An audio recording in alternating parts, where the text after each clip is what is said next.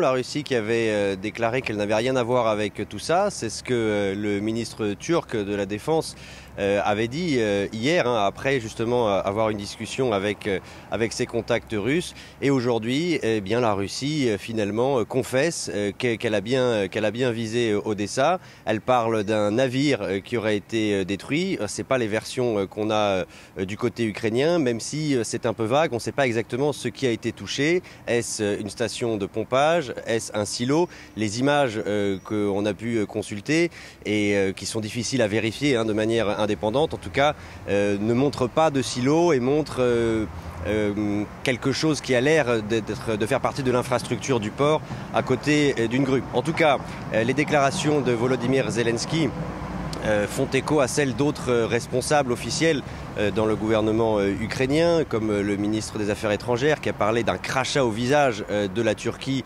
et des Nations Unies, qui sont, comme vous le savez, les garants des accords qui ont été signés à Istanbul.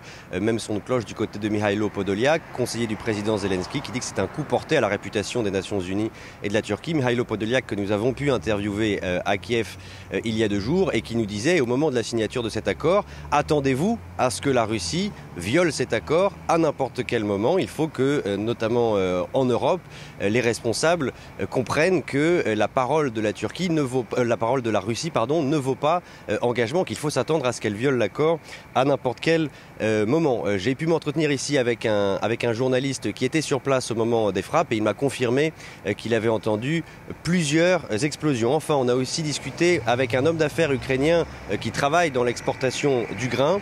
Lui, il est plutôt du côté de Kiev et il nous a dit qu'il n'accordait absolument aucune crédibilité pour l'instant à l'accord, qu'il n'y a aucune confiance et que pour l'instant il allait privilégier, ils étaient beaucoup dans son cas, d'autres itinéraires que l'Ukraine avait essayé d'organiser pour éviter de passer par la mer Noire. Et il nous a dit que pour l'instant, ceux qui étaient le plus concernés, c'était les agriculteurs ou les exportateurs qui étaient dans la région d'Odessa, mais tous les autres allaient continuer à essayer d'utiliser d'autres itinéraires par le Danube, par la Pologne ou par la Roumanie. Ludovic, à une centaine de kilomètres d'Odessa se trouve Mykolaïv. La ville et son port sont régulièrement bombardés et l'ont encore été ce matin.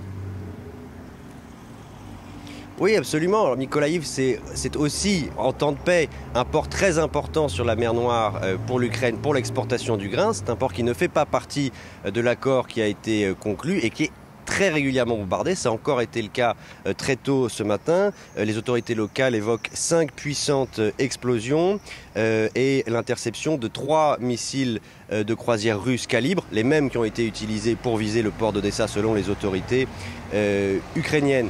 Un autre endroit qui a été frappé cette nuit, c'est Khmelnytsky, dans le centre, là aussi, des explosions entendues. Et donc on voit que le centre du pays, des endroits qui sont plus rarement touchés, reste aussi de manière constante dans le viseur de la Russie.